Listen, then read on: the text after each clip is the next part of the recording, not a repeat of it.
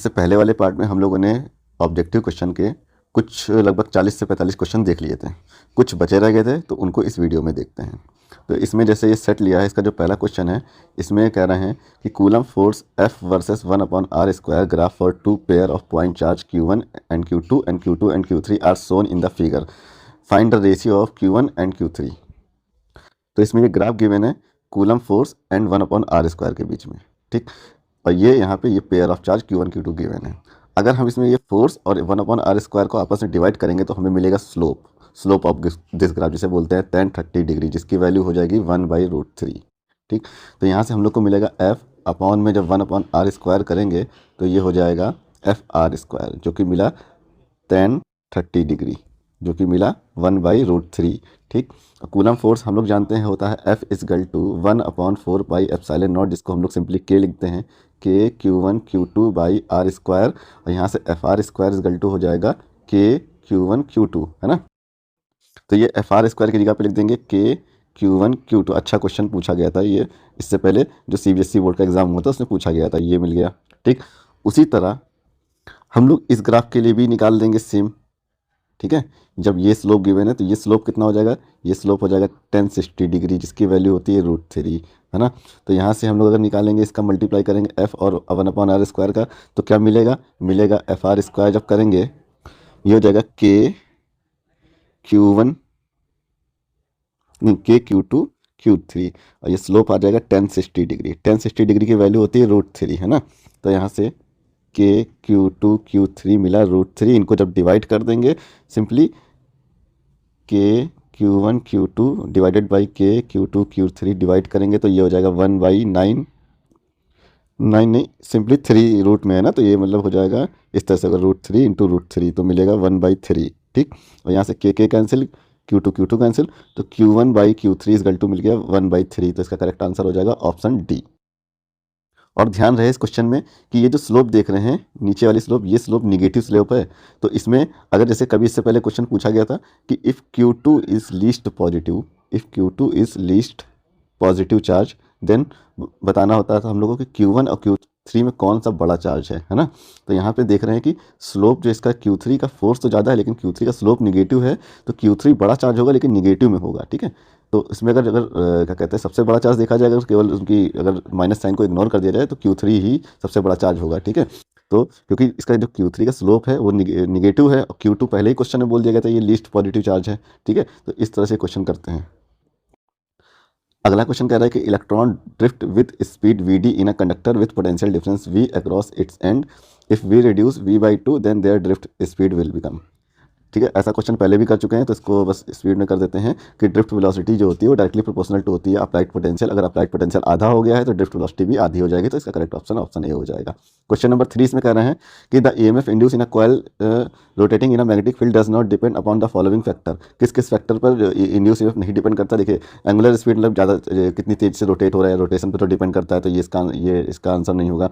Number of turn पे भी depend करता है, रेजिस्टेंस ऑफ द कॉइल पे करंट डिपेंड करता है, ठीक है। तो ये इसका करेक्ट आंसर हो जाएगा ऑप्शन बी, ठीक है। एरिया ऑफ द कॉइल पे इंड्यूस EMF डिपेंड करता है, तो ये भी नहीं होगा, ये भी नहीं होगा, ये भी नहीं होगा। इसका करेक्ट आंसर हो जाएगा resistance of the coil. Induce EMF E = होता है d∅/dt, ठीक। अब अगर हमको करंट निकालनी होगी तो E बाई यहाँ पे R से डिवाइड कर देंगे, तो यहाँ 1/R कर देंगे तो हम लोग को मिल जाएगा इंड्यूस करंट, ठीक है। तो इंड्यूस करंट होती है जो कि रेजिस्टेंस से डिपेंड करती है, इंड्यूस EMF नहीं डिपेंड करता, तो इसका करेक्ट आंसर हो जाएगा ऑप्शन बी। क्वेश्चन नंबर 4 इसमें कह रहा है कि सर्कुलर कॉइल रेडियस 10 सेंटीमीटर, ये भी क्वेश्चन कर चुके हैं, ठीक है। तो इसमें हम लोग को निकालना है मैग्नेटिक फ्लक्स आपको निकालने के लिए सिंपली करना है B.dA करना है, ठीक है। डॉट प्रोडक्ट लेना है, ये B है, ये एरिया है, ठीक है। ये इसकी डायरेक्शन गिवन है, ये क्या कहते हैं, यहाँ से 4πr स्क्वायर करके हम लोग ये रेडियस गिवन है πr करके एरिया निकाल लेंगे, ठीक है। B.dA करेंगे तो इसका आंसर हो जाएगा ऑप्शन सी। इससे पहले ये क्वेश्चन कर भी चुके हैं, तो ये क्वेश्चन छोड़ते हैं। क्वेश्चन नंबर 5 भी ये रिपीटेड क्वेश्चन है। देखिए क्वेश्चन जो होते हैं सिमिलर कई बार एग्जाम में रिपीटेड पूछे जाते हैं, लेकिन ये डिफरेंट सेट का क्वेश्चन है इसलिए रिपीट हो रहा है, ठीक है। इसमें कुछ डिफरेंट क्वेश्चन भी वो देखते हैं। इसमें बोला है which of the following quantity remains same in primary and secondary coil of an ideal transformer. देखिए इस क्वेश्चन में क्या है कि इसका कई जगह पे गूगल पे हर जगह पे आंसर गिवन है ऑप्शन डी, ठीक। बोला है magnetic flux and power both, लेकिन जो आइडियल ट्रांसफार्मर होगा तो उसमें नंबर ऑफ टर्न भी बराबर होंगी, ये जरूरी थोड़ा ना है, क्योंकि ट्रांसफार्मर का काम होता है या तो स्टेप डाउन या तो स्टेप अप, ठीक है, या तो स्टेप अप या तो फिर स्टेप डाउन करना। और स्टेप अप स्टेप डाउन अगर होता है तो वो किस वजह से होता है, क्योंकि इसकी प्राइमरी कॉइल जो है ये सेकेंडरी कॉइल, इसमें number of turn NP and NS जो होते हैं वो डिफरेंट होते हैं, इस वजह से ट्रांसफार्मर या तो स्टेप अप का काम करता है या फिर स्टेप डाउन का काम करता है। ठीक, अब अगर यही टर्न के बराबर हो जाएंगे तो ट्रांसफार्मर ना स्टेप अप है ना स्टेप डाउन है, तो किस बात का ट्रांसफार्मर, है ना। तो अगर मैग्नेटिक फ्लक्स दोनों में सेम हो जाएगा, इसका मतलब क्या है कि इन दोनों में टर्न भी सेम, क्योंकि यहाँ से फ्लक्स अगर जितना भी निकलेगा ये फ्लक्स इसमें जाएगा, वो बात तो है, लेकिन टोटल फ्लक्स अगर इसमें निकालेंगे, टोटल फ्लक्स जब इसमें निकालेंगे तो हो जाएगा total flux N into five. अब इसमें NS है नंबर ऑफ टर्न, तो इसमें फ्लक्स कुछ और होगा, इसमें नंबर ऑफ टर्न NP है तो इसमें फ्लक्स कुछ और होगा, तो ये ऑप्शन नहीं सही बैठ सकता। इसका करेक्ट जो ऑप्शन होना चाहिए वो होगा option C, power only. Ideal transformer में क्या होता है कि power in primary coil VI बराबर power in secondary coil VI, ये बराबर होता है। ठीक है, क्वेश्चन नंबर 6 इसमें कहना है in an AC circuit the instantaneous value of current and voltage are I बराबर 5 sine omega t and E बराबर 200 cos omega t plus pi by 3 respectively. The phase difference between voltage and current at any instant. तो यहाँ पे equation किसकी किसकी given है, यहाँ पे इक्वेशन गिवन है I की जो कि है 5 साइन ओमेगा टी, और वोल्टेज की इक्वेशन है V equal to 200 cos omega t plus pi by 3। ठीक, तो ये टर्म है कॉस का, ये टर्म है साइन का, तो पहले इसको चेंज करेंगे साइन में। तो इसको साइन में चेंज करने के लिए हम लोग कैसे चेंज कर सकते हैं, इसको इस तरह से कर सकते हैं 200 sine 90 minus pi by 2 minus ये omega t plus pi by 2। ठीक है, इस तरह से हम लोग चेंज कर सकते हैं। ठीक है, बीच में प्लस करने के लिए हम साइन 90 प्लस थीटा में चेंज कर दे रहे हैं इसको, मतलब इसको मैं चेंज कर दे रहा हूँ साइन 90 प्लस थीटा बराबर भी तो कॉस थीटा होता है ना, तो ये कॉस थीटा था और cos omega t plus pi by 2 इसको मैंने 90 प्लस थीटा के फॉर्म में चेंज कर दिया। ठीक है, तो अब क्या होगा, फेज निकालना है I और V के बीच में फेज डिफरेंस कितना है, तो सिंपली कुछ नहीं, phase of I minus phase of V कर देंगे। ठीक है, तो यहाँ पे phase of V minus I कर दे रहे हैं, तो यहाँ पे हमको मिलेगा जब फेज ऑफ V कितना है वो है पाई by 2 plus omega t plus ये टर्म कितना है पाई बाई 3, अब माइनस कर देंगे करंट का फेज जो कि है ओमेगा टी, ये कैंसिल हो जाएगा, हमें मिलेगा ये तो दोनों को जोड़ देंगे तो ये मिला 6, यहाँ पे हो जाएगा 3 पाई, यहाँ पे हो जाएगा 2 पाई, और जब जोड़ेंगे इनको तो ये हो जाएगा 5 पाई बाई 6। तो इसका करेक्ट आंसर हो जाएगा इसका option 5 pi by 6 option A, ये हो जाएगा करेक्ट आंसर। क्वेश्चन नंबर 7 में कहते हैं in 4 region 1 2 3 4 the magnetic field is given by BY equal to B0 sine KZ। एक ये गिवन है, एक ये गिवन है, एक ये गिवन है। ठीक है, तो इसमें जो बोल रहे हैं कि करेक्ट कौन सा रीजन मैग्नेटिक फील्ड दे रहा है। ठीक, तो पहले से सबसे ध्यान रखिए कि इसमें फ्रीक्वेंसी का टर्म नहीं है, ये नहीं देगा, इसमें भी नहीं है ओमेगा, ये मतलब फ्रीक्वेंसी का टर्म नहीं तो ये भी नहीं देगा, ये भी नहीं देगा, यहाँ पे है हमें दिख रहा है, तो ये हो जाएगा रीजन 3 इसका आंसर, रीजन 3। ठीक है, ओमेगा देखिए ये जो टर्म है ये बताता है प्रोपागेशन ऑफ द वेव, जिसको बोलते हैं प्रोपागेशन कांस्टेंट K बराबर होता है 2 पाई बाई लैम्डा, और ये टर्म बताता है फ्रीक्वेंसी उसमें है। ठीक है, जिसका बोलते हैं एंगुलर फ्रीक्वेंसी 2 पाई एफ, तो ये दोनों का होना जरूरी है अगर कोई वेव बन रही है। ठीक है, मैग्नेटिक फील्ड या इलेक्ट्रिक फील्ड बनी तो दोनों होना चाहिए।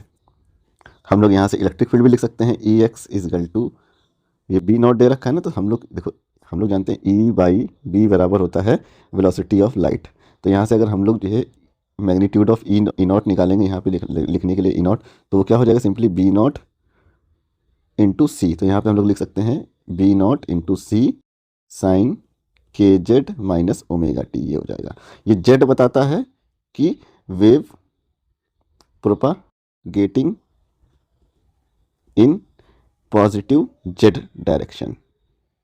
ठीक है, अगर यहाँ पे साइन माइनस का है तो वेव पॉजिटिव डायरेक्शन में फ्लो हो रही है, अगर ये KZ प्लस ओमेगा टी होता है तो इसका मतलब वेव इधर निगेटिव डायरेक्शन में जा रही है। ठीक है, निगेटिव Z डायरेक्शन में जा रही है। तो एक वेव से हम लोग इस तरह से आइडिया लगा लेते हैं, क्वेश्चन देख के फिर से आपको एक बार बता देते हैं, आई होप ये समझ में नहीं आया होगा तो उसको फिर से एक बार देख लीजिए।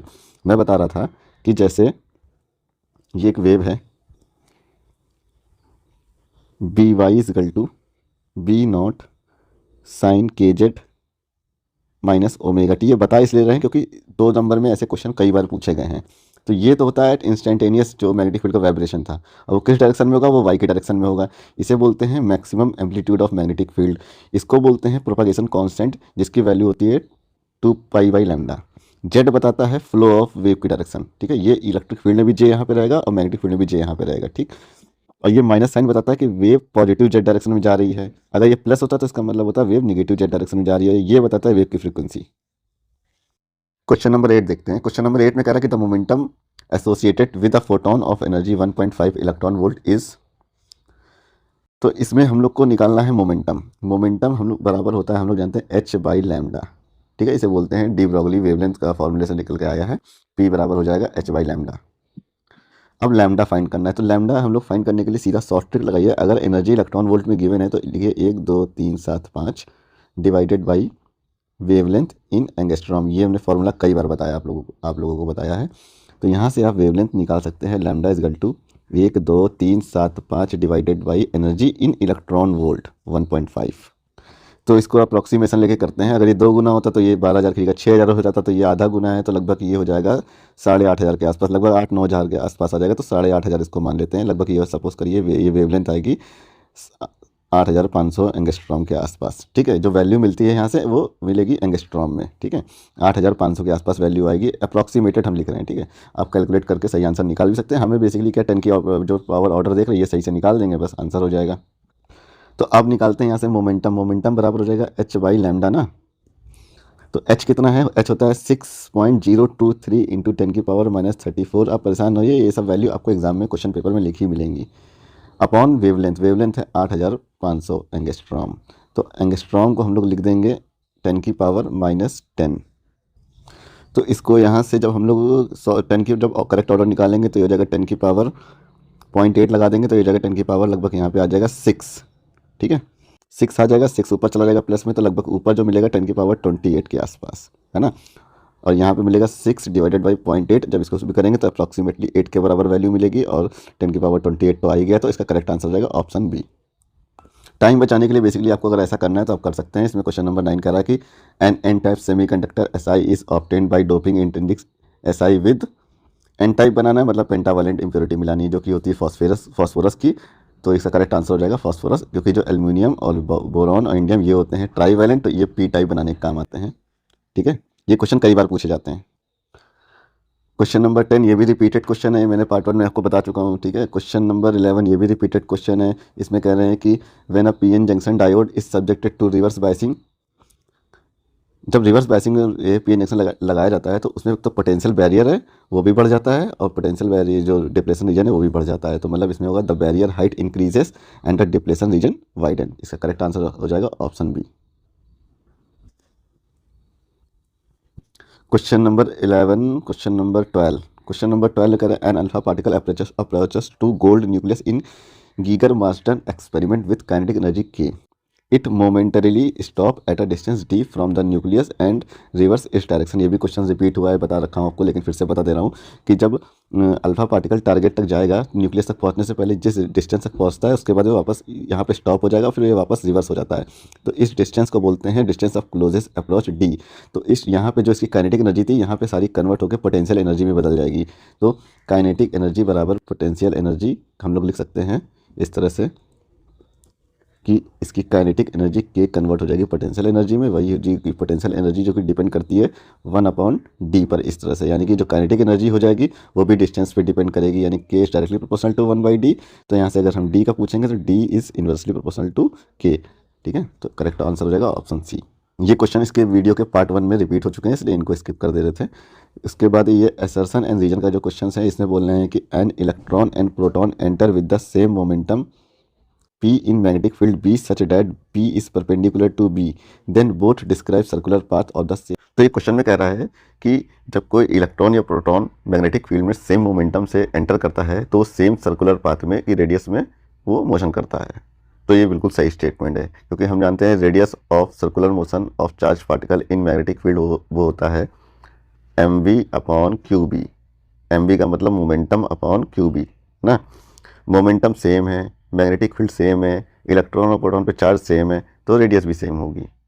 तो ये जो इसीलिए ये असर्शन है ये करेक्ट है। और इसका जो रीजन इसमें गिवन है वो भी वही बताया है जो भी आपको एक्सप्लेन किया है कि the radius of circular path described by the charge particle q and mass m moving in magnetic field is given by r equal to mv/qb। यानी कि a and r is correct and r is the correct explanation of a। इसमें कहना है question number 14 में the magnifying power of compound microscope is negative. हाँ सही statement में negative होती है। And the final image is form is erect with respect to the object. कहना है कि the final image form is erect with respect to the object, object के respect में इरेक्ट नहीं इन्वर्टेड बनती है, उल्टी बनती है। तो जो रीजन हो जाएगा वो तो हो जाएगा गलत, और जो असर्शन गिवन है ये सही है। ठीक है, मैग्नीफाइंग पावर जो होती है कंपाउंड माइक्रोस्कोप, कंपाउंड माइक्रोस्कोप की वो होती है निगेटिव, और कितनी होती है, वो होती है m इजकल टू माइनस का v not by you not 1 plus D by F E, इसको बोलते हैं मैक्सिमम मैग्नीफिकेशन। ठीक है, तो मिनिमम कितनी हो जाएगी, मिनिमम मैग्नीफिकेशन इजकल टू हो जाएगा m इन्फिनिटी पे। ठीक है, इसको m इन्फिनिटी से डिनोट करते हैं, इसको डिनोट करते हैं md से, यानी कि जब इमेज एट डिस्टेंस d पे बन रही हो या फिर जब इमेज एट इन्फिनिटी पर बन रही हो, तो ये हो जाएगा माइनस का v not by you not into D by F E, ये हो जाएगी मिनिमम मैग्नीफिकेशन। क्वेश्चन नंबर 15 देखते हैं। इसमें कह रहा है असर्शन में कि Lenz law is a consequence of the law of conservation of energy. ठीक है, लेंज लॉ जो है वो ये लॉ ऑफ कंजर्वेशन एनर्जी का ही एक रूप है, तो ये स्टेटमेंट सही है। इसके बाद इसके रीजन में लिख रहे हैं there is no power loss in an ideal inductor. जो एक आइडियल इंडक्टर होता है उसमें पावर लॉस तो नहीं होता, ये स्टेटमेंट भी सही है, लेकिन ये ए का करेक्ट एक्सप्लेनेशन नहीं है। A and R individual are right, बस ये हो सकता है। ठीक है, law of conservation of energy का एक्सप्रेशन ये नहीं है। Actually law of conservation energy का एक्सप्रेशन ये होगा कि जब यहाँ से मैग्नेटिक फील्ड चेंज होती है, यानी कि यहाँ से मैग्नेटिक एनर्जी में चेंज हो रहा है, तो ये इंडक्टर एनर्जी कंजर्वेशन के लिए यहाँ पर अपोजिट डायरेक्शन में मैग्नेटिक फील्ड इस तरह से बना देता है, जिससे जो इधर की एनर्जी फ्लो हुई थी वो इधर की बराबर हो जाएगी। तो ये इसका एक्सप्लेनेशन होगा, ना कि ये जो इसमें रीजन में लिखा है। क्वेश्चन नंबर 16 में कह रहा है कि photo current increase with increase in intensity of incident radiation for a given frequency of incident radiation and a escalating potential. ठीक, तो इसमें कह रहा है कि जो फोटो इलेक्ट्रिक करंट होगी वो इंटेंसिटी बढ़ाएंगे तो इंक्रीज होगी। हम लोग जानते थे इस तरह से फोटो इलेक्ट्रिक करंट ही, ठीक है, ये ऐसे जब इंटेंसिटी I1 से हमने I2 कर दिया, मतलब बढ़ा दिया, तो ये होगी फोटो इलेक्ट्रिक करंट। ठीक है, तो फोटो इलेक्ट्रिक करंट जैसे जैसे इंटेंसिटी बढ़ रही है वैसे वैसे तो ये तो बढ़ रही है, तो दिख रहा है हमें। ठीक है, और ये जो पोटेंशियल हम लोग थोड़ा सा बढ़ाते हैं, तो पहले करंट ये थी, फिर थोड़ी सी ऐसे बढ़ गई, है ना। तो ये भी कह सकते हैं कि ये द एस्केलेटिंग पोटेंशियल बढ़ाने से और इंसिडेंट रेडिएशन बढ़ाने से फोटो करंट बढ़ जाती है। अब इसका जो एक्सप्लेनेशन मतलब रीज़न जो गिवन है वो गिवन है increase in the intensity of incident radiation result in an increase in the number of photoelectron emitted per second and hence increase in the photocurrent। हाँ सही है, इंटेंसिटी बढ़ने से क्या होता है, पर सेकंड नंबर ऑफ फोटोन ज़्यादा फॉल हो रहे होते हैं। जैसे मेटल प्लेट है, ठीक है, तो इससे पर सेकंड नंबर ऑफ फोटोन्स ज़्यादा गिर रहे हैं, ज़्यादा नंबर ऑफ फोटोन्स गिर रहे हैं तो ज़्यादा नंबर ऑफ इलेक्ट्रॉन्स इससे निकलेंगे। ठीक है, इसलिए इंटेंसिटी बढ़ने से फोटो करंट बढ़ जाती है। तो इसमें क्या है, A and R both are right and R is a correct explanation of A. इसमें अब नेक्स्ट सेट है चल रहा है, इसका अगला क्वेश्चन देखते हैं। इसमें कह रहा है कि a small object lies at bottom of a vessel filled with water of refractive index 4/3 up to height h। When view from a point above the surface of water the object appear raise by n% of h, the value of n।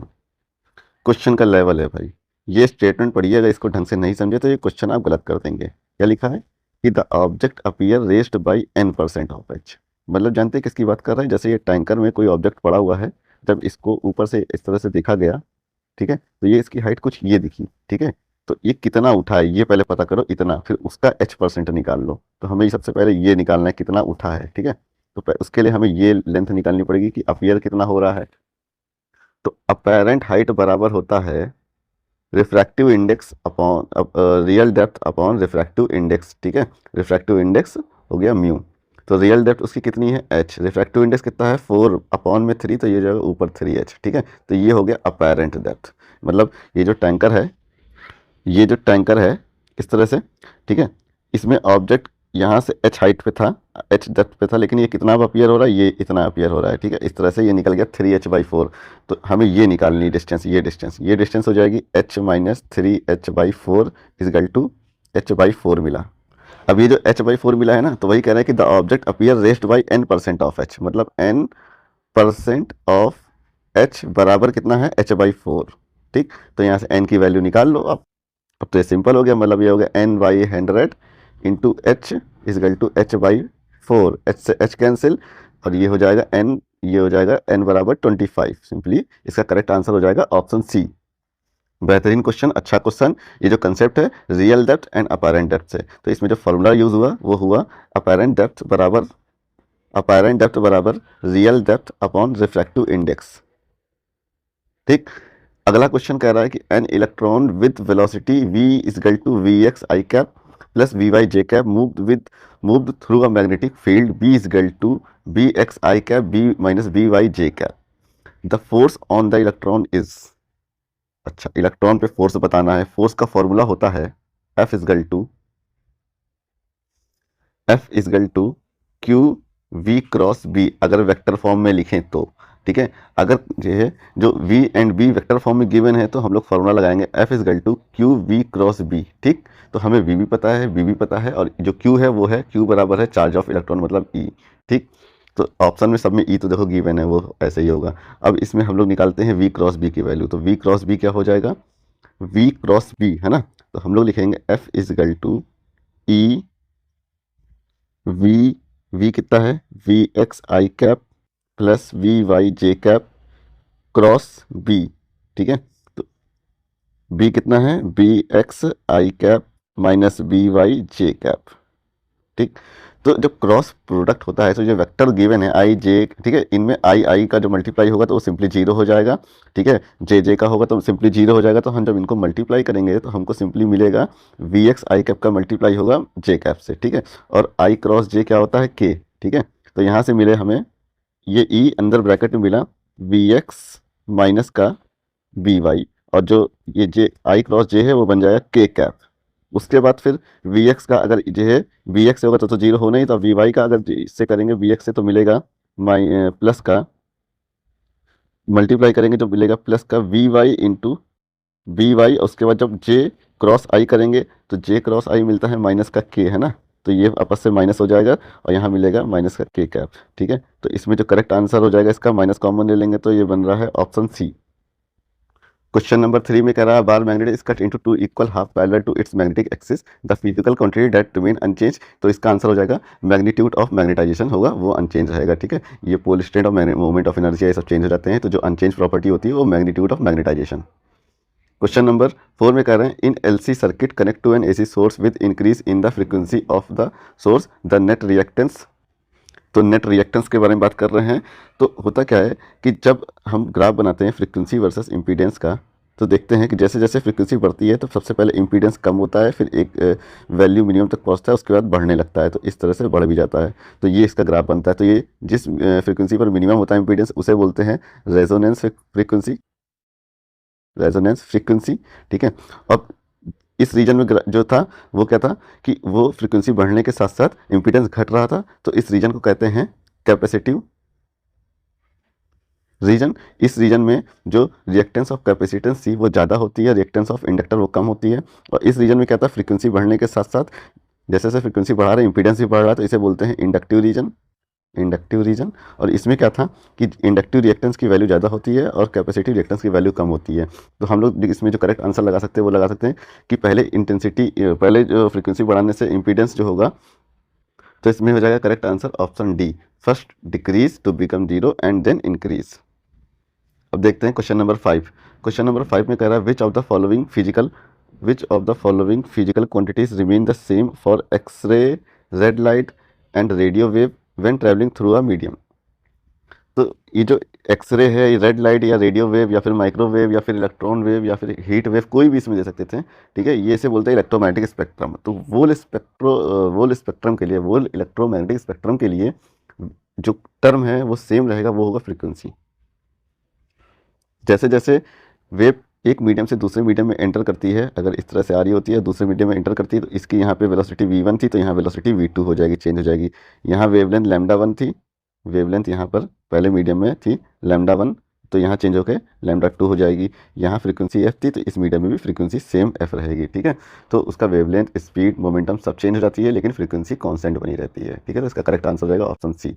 उसके बाद question number 6 में कह रहे हैं कि in Young's double slit experiment the intensity on the screen is I naught at a point where path difference is lambda. The intensity at a point where path difference is λ/4। ये पूछ रहे हैं क्या होगा। तो सबसे पहले हम लोग ये जान लें कि जो फेज डिफरेंस होता है डेल्टा फाई, वो क्या होता है, delta phi is equal to होता है, delta phi is equal to होता है 2π/λ इंटू पाथ डिफरेंस।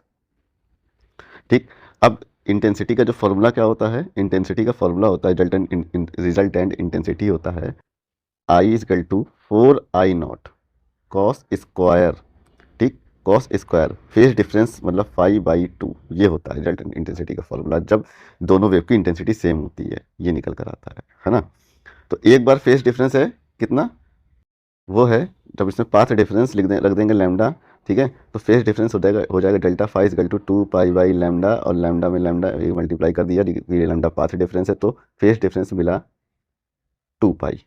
तो एक बार जो वेव का जो फेज डिफरेंस है वो है 2 पाई, तो जो उसकी इंटेंसिटी ऑफ द वेव है वो कितना क्वेश्चन में गिवन है I0, तो हम लिख देंगे I0 is equal to 4I0 cos square 2 पाई/2। दोबारा जब फेज डिफरेंस हमने, जब पाथ डिफरेंस कितना हो गया λ/4, तो हो जाएगा 2 पाई/λ, 2 पाई/λ इंटू λ/4, ये कट गया, ये ऐसे कट गया, फेज डिफरेंस मिला पाई/2, ठीक है। तो जब फेज डिफरेंस हो गया पाई/2, तब हो जाएगी intensity I is equal to 4I0 square cos square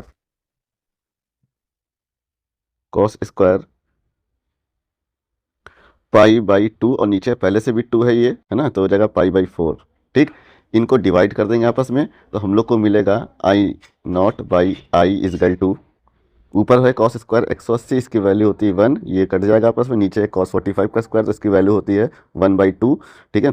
1/√2 आएगा, स्क्वायर कर देंगे 1/2 मिल जाएगा, तो 1/2 ऐसे। तो यहाँ से I इजकल टू मिल गया हमें, ये 2 ऊपर चला जाएगा, तो I इजकल टू मिल जाएगा I0/2, तो आंसर हो जाएगा इसका option B I0/। Question number 7, इसमें कह रहा है कि विच of the following figure represent a variation of particle momentum with the de Broglie wavelength associate with it. तो हम लोग जानते हैं डी ब्रॉगली वेवलेंथ होता है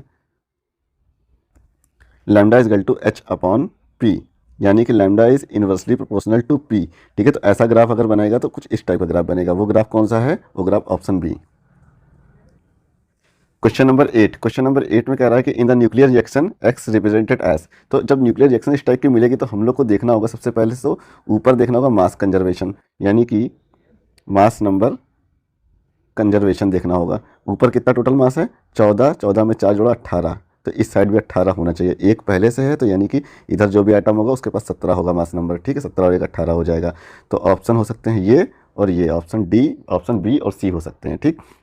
उसके बाद देखेंगे चार्ज कंजर्वेशन। चार्ज कंजर्वेशन के लिए जो उनका एटॉमिक नंबर है वो देखते हैं, चार्ज नंबर भी कंजर्व रहेगा ना, तो एटॉमिक नंबर ये 7, 2 9 हो गया, यहाँ पे एक पहले से मौजूद है, यानी कि यहाँ वाला जो होगा उसके पास 8 होगा, तो ऑप्शन बी और सी दोनों के पास है, ठीक है। तो ये CBSE ने जो ये ऑप्शन पुटअप किए हैं ये सही नहीं है, ऐसे नहीं करना चाहिए, कन्फ्यूजिंग आंसर होते हैं, ठीक है। इसका आंसर तो सी हो जाएगा, इसमें हो जाएगा ऑक्सीजन। एक्चुअल में ये जो आइसोटोप है ये बनता ही नहीं है, ठीक है, ऑक्सीजन का 17 वाला आइसोटोप बनता है, ये होगा। तो इसमें थोड़ा आपको थोड़ा सा अपनी नॉलेज भी दिखानी होगी केमिस्ट्री की। क्वेश्चन नंबर 9, उसमें कह रहा है कि the given figure show a capacitor C and the resistor are connected in series to an AC source. V1 is a voltage across capacitor and V2 is a voltage across resistor, ठीक है, ये RC circuit given है। Question number 9 में कह रहा है कि विच of the following statement is correct, ठीक है, और बेसिकली इसमें बात करी गई V1 एंड V2 के फेस की बात करी गई है।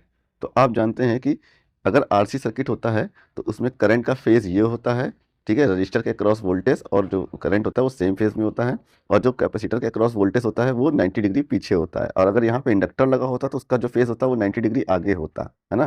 तो इसमें क्या होगा, इसमें जो ऑप्शन गिवन है, ऑप्शन सी पढ़िए। ऑप्शन सी में कह रहा है कि the current in the circuit and the voltage shown in V1 are always in phase, ये गलत हो जाएगा, ठीक है, ये तो नहीं होगा। ऑप्शन बी कहते हैं the voltage shown in V1, ठीक है, the voltage shown in V1 is ahead in phase with voltage V2, V2 से तो आगे नहीं है, तो ये भी गलत हो जाएगा। ऑप्शन ए इसमें कह रहा है current in the circuit lags in phase with voltage shown in V, ठीक है, V2 के साथ तो फेस में होगा लेकिन लैग नहीं करेगा, ठीक है, आगे होगा, लीड करेगा, तो ये भी गलत हो जाएगा ऑप्शन। तो यहाँ पे ये देखते हैं इसमें ऑप्शन डी में the voltage shown in V1 lags behind in phase with the voltage shown in V2, ये सही ऑप्शन है, ठीक है। 90 डिग्री V2 से पीछे है वोल्टेज V1 का, तो ये VC मतलब V1 का वोल्टेज है। क्वेश्चन नंबर 10, इसमें कह रहा है कि light of frequency 1.5 V0 is incident on photo sensitive material of threshold frequency V0 if the frequency of incident radiation is kept constant and intensity is increases the photo current will be। जैसे जैसे intensity increase करती है ये intensity increase करेगी, मतलब photo current भी बढ़ जाएगी, क्योंकि number of incident photon will be increase, incident photon will be increase. अब इंसिडेंट फोटोन बढ़ जाएंगे तो क्या होगा, इंसिडेंट नंबर ऑफ फोटो जो इलेक्ट्रॉन हो वो भी बढ़ जाएंगे, नंबर ऑफ फोटो इलेक्ट्रॉन बढ़ जाएंगे तो फोटो करंट भी बढ़ जाएगी। ठीक है, तो इसका आंसर हो जाएगा ऑप्शन ए। क्वेश्चन नंबर 11 इसमें कह रहा है कि the impact parameter of alpha particle approaching to a target nucleus is maximum when the scattering angle is. इस देखिए ये जो क्वेश्चन है इसमें कहीं कहीं गूगल पे अगर आप चेक करेंगे तो, या फिर सीबीएसई ने भी इसका जो आंसर दिया था एक बार, वो दिया था 0 डिग्री। ये कोई गलत है, ये चैलेंजिंग में ये गलत हो गया। ऐसा नहीं होगा, क्योंकि इम्पैक्ट पैरामीटर ही पहली बार बहुत लोग को नहीं पता है। गूगल पे भी इसका कई कई कई जगह इसका ऑप्शन 0 डिग्री दे रखे हैं। जो इम्पैक्ट पैरामीटर होता है वो डायरेक्टली प्रोपोर्शनल टू होता है कॉट थीटा/2। ठीक है, कॉट थीटा/2। तो यहाँ से जब हम लोग थीटा निकालेंगे तो वो आएगा 90 डिग्री। क्यों? क्योंकि इम्पैक्ट पैरामीटर को मैक्सिमम रखना है, तो मतलब कॉट थीटा/2 की जो वैल्यू होगी वो कितनी होगी, वो 1 हो जाएगी।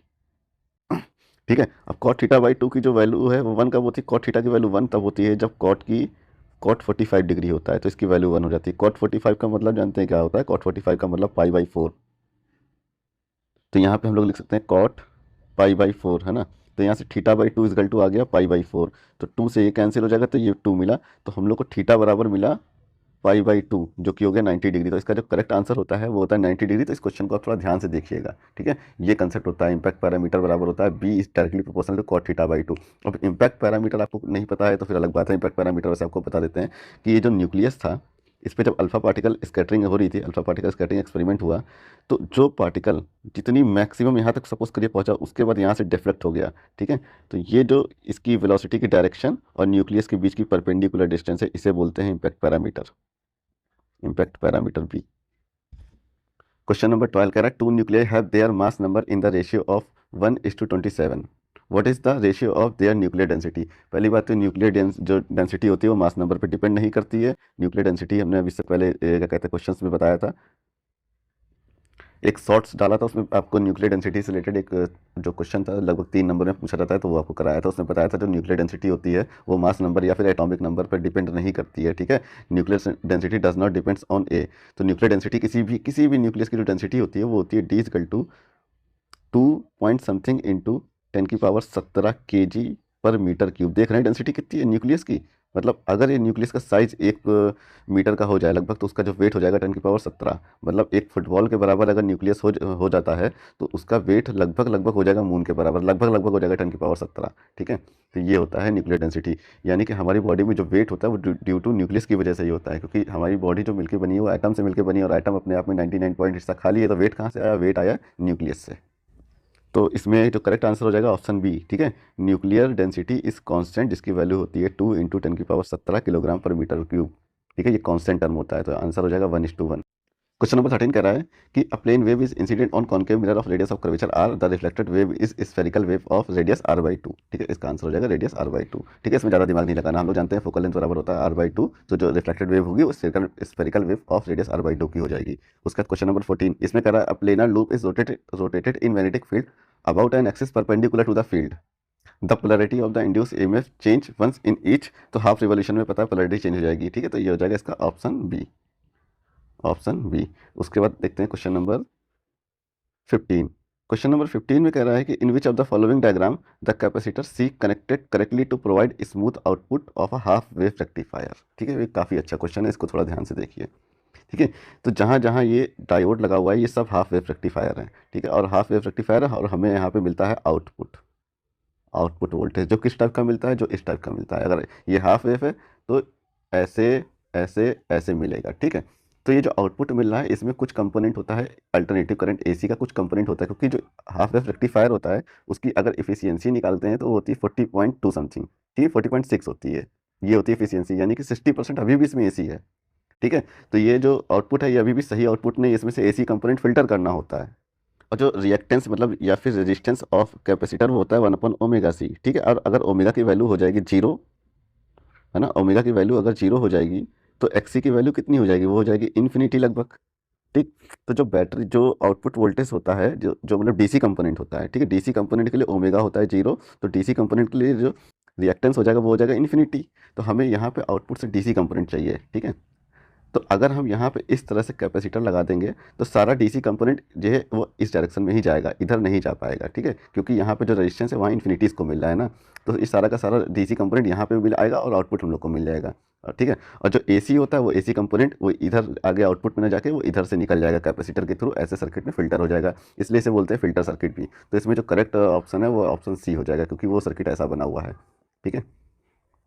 तो ये जो ऑप्शन सी है ये हो जाएगा करेक्ट ऑप्शन। ये जो इसको बोलते हैं फिल्टर सर्किट, फिल्टर सर्किट, ठीक है। यहाँ पे इंडक्टर भी यूज़ किए जाते हैं, वो भी फिल्टर सर्किट का काम करते हैं। अगर हम ऐसे लगा सकते हैं इंडक्टर, तो क्या क्या पता आपको नेक्स्ट क्वेश्चन में इस तरह से भी मिल सकता है कि यहाँ पे इंडक्टर लगा सकते हैं, तो वो भी करेक्ट ऑप्शन हो जाएगा, ठीक है। हमेशा यहाँ पे लगाएंगे कैपेसिटर और इधर लगाएंगे इंडक्टर। अब देखते हैं असर्शन एंड रीजन के क्वेश्चन। इसमें पहला बोल रहा है कि the temperature coefficient of resistance is positive for metal, सही बात है, मेटल के लिए पॉजिटिव होता है temperature coefficient of resistance, and negative for semiconductor. तो असर्शन सही हो गया, ठीक है। टेम्परेचर कोफिशिएंट का मतलब होता है जैसे जैसे टेम्परेचर बढ़ाओगे, अगर पॉजिटिव है टेम्परेचर कोफिशिएंट तो टेम्परेचर बढ़ेगा, रेजिस्टेंस भी बढ़ेगा। बट अगर टेम्परेचर कोफिशिएंट निगेटिव है तो इसका मतलब होता है टेम्परेचर बढ़ेगा, रेजिस्टेंस घटेगा, ठीक है। अब इसका रीजन देखते हैं। रीजन में लिखा है कि the charge carrier in metal are negative and charge carrier in semiconductor they are positive. ये गलत स्टेटमेंट है, ठीक है। सेमीकंडक्टर में पॉजिटिव निगेटिव दोनों होते हैं चार्ज कैरियर, ठीक है। तो इसका केवल ये असर्शन सही होगा। क्वेश्चन नंबर 17 में कह रहा है planar loop of irregular shape carrying current I subject to magnetic field acting perpendicular to the plane of the loop, if the wire is flexible the loop take circular shape, ठीक है। ये assertion सही है।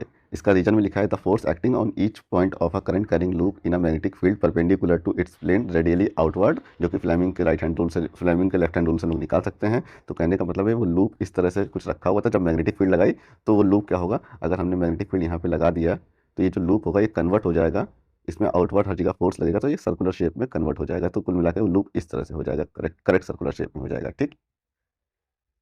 तो इसमें assertion भी सही, reason भी सही, and reason are the correct explanation of assertion. इस सेट में देखते हैं फिजिक्स के जो ऑप्शनल क्वेश्चन है, ठीक है। ऑब्जेक्टिव क्वेश्चन सेक्शन ए के ये काफ़ी अच्छे क्वेश्चंस पूछे गए हैं, ये कंसेप्ट आपको पता होने चाहिए, अगर नहीं पता है तो आप रिवाइज कर लीजिए। इसमें पहला क्वेश्चन कह रहा है कि a point charge situated at a distance of R from a short electric dipole on its axis experience a force F. अगर distance, if the distance of the charge is two R then the force on the charge will B.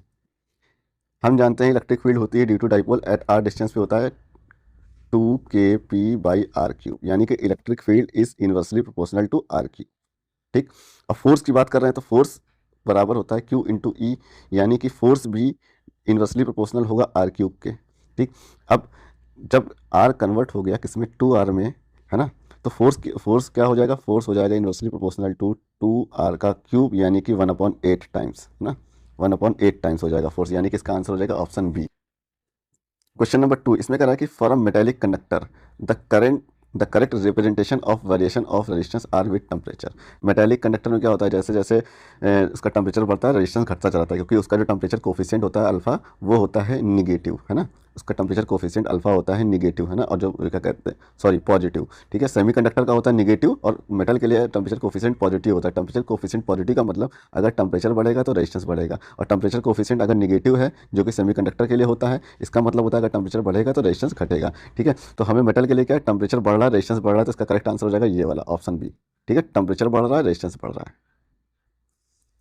Question number 3 इसमें कह रहा था potential difference across a cell in open circuit is 8 volt. Open circuit में जो potential difference होता है उसको बोलते हैं ईएमएफ। तो यहाँ पे ईएमएफ इज इक्वल टू हो गया, ईएमएफ इज इक्वल टू हो गया 8 वोल्ट, ठीक है। ओपन सर्किट का जो भी पोटेंशियल डिफरेंस होता है उसे बोलते हैं ईएमएफ, तो ईएमएफ हो गया 8 वोल्ट। आगे बढ़ते हैं, कह रहा है it falls to a 4 volt. 4 volt में फॉल्स हो गया तो ये हो गया टर्मिनल पोटेंशियल डिफरेंस, जो कि हो गया 4 वोल्ट, मतलब सर्किट ऑन हो गया होगा तो इसका पोटेंशियल डिफरेंस जो होगा फॉल होकर 4 वोल्ट में कन्वर्ट हो गया होगा। When a current of 4 ampere is drawn from a circuit, ठीक है, वही बात जो भी बताते हैं, ठीक है। Then find internal resistance of the cell, वो कितना हो जाएगा। तो हम जानते हैं सेल की इक्वेशन क्या होती है, वो होती है E इक्वल टू V+IR, है ना। तो यानी कि E कितना है 8, V कितना है 4, I कितना है, I है 4 और R निकाल लेंगे हम लोग, तो R सिंपली हम लोग को मिलेगा 1 ओम। क्वेश्चन नंबर 4 में कह रहा है steady current flow through a metallic wire whose area of cross section सब गिवन है। इसमें बेसिकली कहा जा रहा है the magnitude of drift velocity VD of the free electron as a function of A can be shown by, मतलब VD और A के बीच में ग्राफ बताना है। पहली बात तो ये जानिए कि drift velocity does not depends on area of cross section, उस पर डिपेंड नहीं करती है, ठीक है। तो एरिया ऑफ क्रॉस सेक्शन कुछ भी करिए, ड्रिफ्ट वेलोसिटी कांस्टेंट रहेगी। तो ये जो ग्राफ सी है, ऑप्शन सी है, ये वाला ग्राफ क्लियर बता रहा है कि एरिया बढ़ता जा रहा है, ड्रिफ्ट वेलोसिटी कांस्टेंट है। तो इसका जो करेक्ट आंसर हो जाएगा option D, option C, D नहीं, ठीक है। यहाँ पे ड्रिफ्ट वेलोसिटी कांस्टेंट है, जैसे जैसे एरिया चेंज हो रहा है ड्रिफ्ट वेलोसिटी में कोई चेंज नहीं आ रहा है। क्वेश्चन नंबर 5 कह रहे हैं कि a diamagnetic substance is brought near the north और south pole of a bar, south pole of a bar magnet, it will be. Diamagnetic substance जो होते हैं वो मैग्नेटिक फील्ड को रिपेल करते हैं, मैग्नेटिक फील्ड से उनको, मतलब मैग्नेटिक फील्ड के जब डायरेक्शन में उनको रखा रहता है तो वो वीक मैग्नेटिक फील्ड की ओर मूव करते हैं, ठीक है। स्ट्रॉन्गर मैग्नेटिक फील्ड से वीकर मैग्नेटिक फील्ड की ओर मूव करते हैं। कौन? Diamagnetic material, diamagnetic material. अगर पैरामैग्नेटिक होते हैं तो वो मटेरियल वीक से स्ट्रॉन्ग मैग्नेटिक फील्ड की तरफ जाते हैं।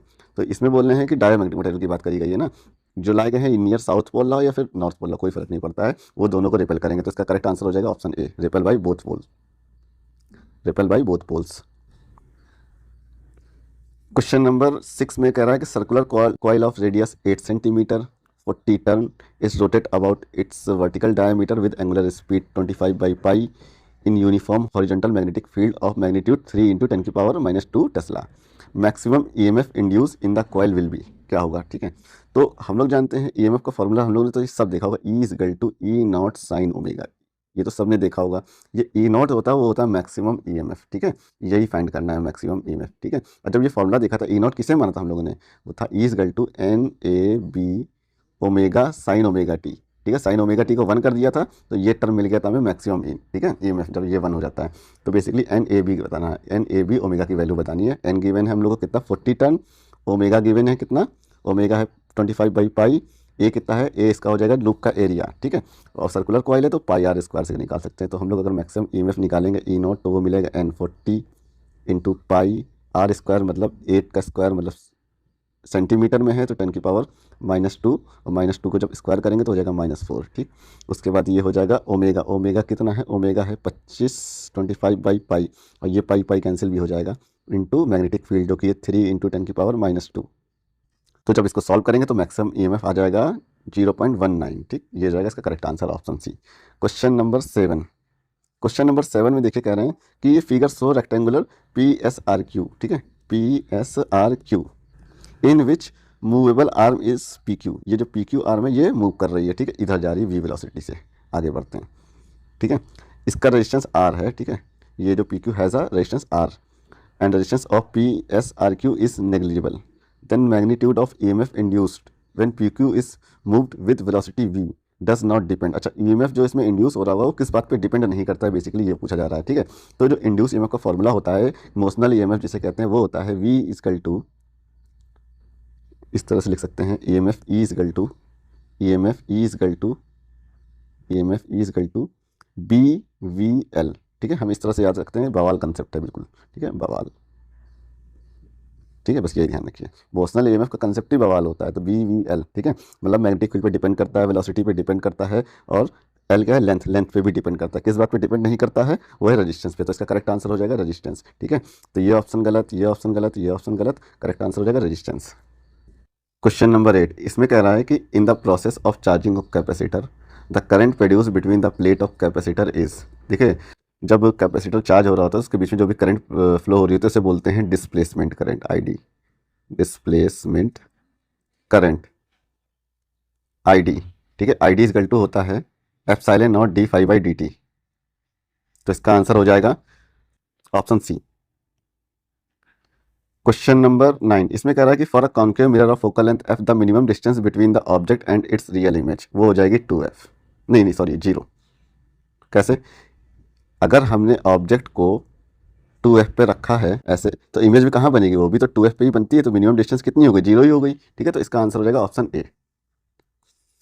क्वेश्चन नंबर 10, इसमें कह रहा है the radius of the nth orbit in Bohr model of hydrogen atom is proportional to n square, ठीक है, सिंपली n स्क्वायर के हो जाएगा इसका आंसर ये, क्योंकि हम लोग जानते हैं कि Rn इज इक्वल टू होता है 0.53 n स्क्वायर, यानी कि Rn is directly proportional to n square. अगर वेलोसिटी के बारे में पूछा जाएगा तो वो होता है, मैंने बताया था एक वर्ड, वजन, ठीक है, यानी कि ZYN। एनर्जी, एनर्जी होती है Z² बाई n स्क्वायर, ठीक है। ये सब टर्म आपको याद होनी चाहिए। क्वेश्चन नंबर 11 कह रहा है hydrogen atom initially in the ground state absorb a photon which excite it to n बराबर 5 level, the wavelength of the photon is. तो ये सिंपल है, आप लोगों ने ये फार्मूला देखा होगा, 1/λ is equal to r 1/n1 का स्क्वायर माइनस n2 का स्क्वायर, ये लगा देंगे तो आप निकल के आ जाएगा इस तरह से, ठीक है। n2 आप ले लीजिए n बराबर 5 और n बराबर 1, जब ये क्या कहते हैं किसमें ना हाइड्रोजन एटम ग्राउंड स्टेट में था, ठीक है। तो इससे आप निकाल सकते हैं, लेकिन इस टेक्निक से निकालने के लिए सीधे आप ऐसे निकालिए, E इज इक्वल टू होता है 1 2 3 7 5 डिवाइडेड बाई वेवलेंथ।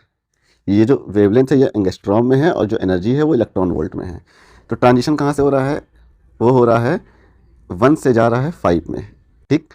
तो 1 ग्राउंड स्टेट की एनर्जी होती है 13.6 और जो 5 है उसकी एनर्जी होती है ये माइनस का 13.6 होती है, ठीक है। और जो n बराबर 5 है उसकी एनर्जी हो जाएगी माइनस का 0.54। मैंने बोला था ना कि कम से कम 5 एनर्जी लेवल आप याद कर लीजिए।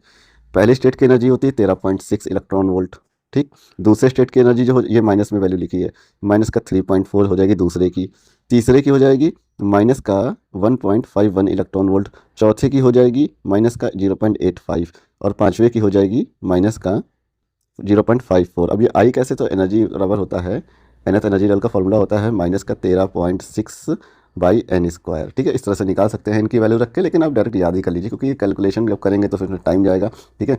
तो इसमें जा रहा है 5 में, है ना, कहाँ से, n बराबर 1 से, n बराबर 1 से n बराबर 5 में गया, तो कितना डिफरेंस आया एनर्जी का, वो आया फाइनल एनर्जी लेवल कितना हो गया, माइनस का 0.54 माइनस का माइनस का 13.6, ठीक है। तो ये माइनस माइनस हो जाएगा प्लस बीच में, ठीक।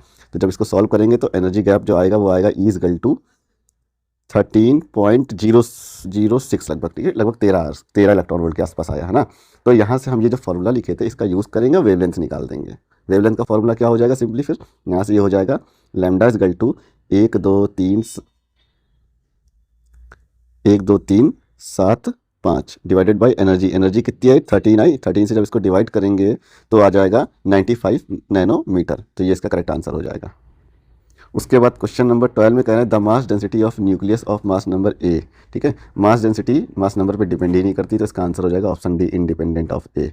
उसके बाद कह रहे हैं क्वेश्चन नंबर 13 में N AC source of voltage is connected in series with PN junction diode and a load register, the correct option for output voltage across a load resistance will be, ठीक है। तो जो correct answer हो जाएगा इसमें ध्यान दीजिएगा, यहाँ बोला है कि आप पीएन जंक्शन डायोड है ना, यानी कि एक पीएन जंक्शन डायोड है, ठीक है, ओनली वन डायोड। और जब एक डायोड होता है तो उसे बोलते हैं हाफ वेव रेक्टिफायर, तो इसमें आप जो आउटपुट लेंगे वो ये लेंगे। अगर फुल वेव रेक्टिफायर होता है, 2 डायोड होते हैं, तो ये आउटपुट मिलता है इस तरह से। हाफ वेव रेक्टिफायर में ये हो जाएगा, तो इसका हो जाएगा ऑप्शन सी, ठीक है। हाफ वेव रेक्टिफायर के डायोड का सर्किट इस तरह से बनता है, ये एसी सोर्स लिया और ये डायोड लिया, इस तरह से लगा दिया, ये पी टाइप हो गया, ये एन टाइप यहाँ पे, ठीक। और यहाँ पे हमें मिलेगा आउटपुट इस तरह से, यहाँ पे एक लोड रजिस्टर इस तरह से लगा देते हैं और यहाँ पे हम लोग लेते हैं आउटपुट, ठीक है। तो पॉजिटिव हाफ साइकिल में ये कंडक्ट करेगा, नेगेटिव हाफ साइकिल में आरबी रिवर्स बायस बन जाएगा, तो ये कंडक्ट नहीं करेगा। तो इस टाइम पॉजिटिव हाफ साइकिल थी, इस टाइम नेगेटिव हाफ साइकिल थी, जब ये कंडक्ट नहीं करता, फिर पॉजिटिव हाफ साइकिल है तब ये कंडक्ट किया, फिर ये कंडक्ट नहीं करेगा, फिर ये कंडक्ट, इस तरह से आउटपुट मिलेगा हाफ वेव रेक्टिफायर में। और जब फुल वेव रेक्टिफायर मिलेंगे तो फुल साइकिल में कंडक्ट करता है इस तरह से, ठीक है। तो ये इसका ऑप्शन हो जाएगा ऑप्शन सी, ऑप्शन सी। फिर इसमें करें question number 14 when intrinsic semiconductor is doped with small amount of trivalent impurity, trivalent impurity मिलाते हैं तो बार बार बताया, बन जाता है वो पी टाइप सेमीकंडक्टर, तो इसका आंसर हो जाएगा it become P type semiconductor, option B. उसके बाद क्वेश्चन नंबर 15 में कह रहे हैं in the energy band diagram of n-type silicon, the energy gap between the bottom of the conduction band EC and the donor energy level ED is of the order of। देखिए काफ़ी conceptual और काफ़ी hard question होगा ये बच्चों के लिए, तो इसको थोड़ा इंपॉर्टेंट है, आप ध्यान से समझिए। ये एनर्जी बैंड डायग्राम था, ये बोलते हैं वैलेंस बैंड, इसे बोलते हैं कंडक्शन बैंड, ठीक।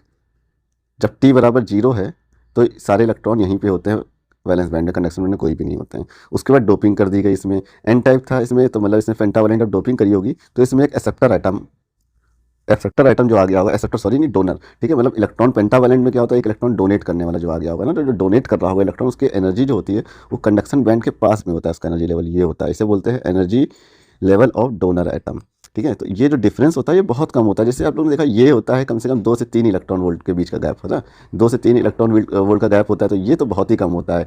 तो ये ऑप्शन नहीं हो सकता है, ये होता है लगभग 0.05 0.04 0.03 बीच का गैप होता है ये, ठीक है। तो इसका जो करेक्ट आंसर हो जाएगा 0.01 हो जाएगा। ये भी कोई फिक्स डेटा नहीं है, सीबीएसई ने दे दिया लेकिन कोई फिक्स डेटा नहीं है, 0.04 होता है, 0.05 होता है, 0.45 होता है जर्मेनियम के लिए, ठीक है। तो सबके लिए अलग अलग होता है। तो जो इसका आप रेंज देखिए 0.0 के रेंज में इसकी वैल्यू होगी, तो इसका जो करेक्ट आंसर रहेगा ऑप्शन डी। क्वेश्चन नंबर 16, इसमें कह रहा है कि असर्शन में गिवन है when a bar of copper is placed in an external magnetic field the field line get concentrated inside the bar. तो ये तो स्टेटमेंट हो गया गलत, असर्शन गलत हो गया। कॉपर होता है डायामैग्नेटिक मटेरियल, ठीक है, और डायामैग्नेटिक मटेरियल जो होते हैं वो मैग्नेटिक फील्ड लाइन को रिपेल करते हैं, डायामैग्नेटिक मटेरियल, ठीक है। और डायामैग्नेटिक मटेरियल जो होते हैं वो स्ट्रॉन्गर फील्ड से वीकर फील्ड की तरफ भागते हैं, ठीक है। तो ये जो कॉपर है इसमें गिवन है रीजन में कि copper is a paramagnetic substance, ये भी गलत, copper is a diamagnetic substance, ठीक है। तो इसका रीजन भी स्टेटमेंट गलत हो जाएगा। तो both A and R wrong statement. तो इस वीडियो में इतना ही। इस लेक्चर की जो PDF फाइल है वो टेलीग्राम चैनल पर आपको मिल जाएगी, डिस्क्रिप्शन में टेलीग्राम चैनल का लिंक है, आप उसे ज्वाइन कर लीजिए।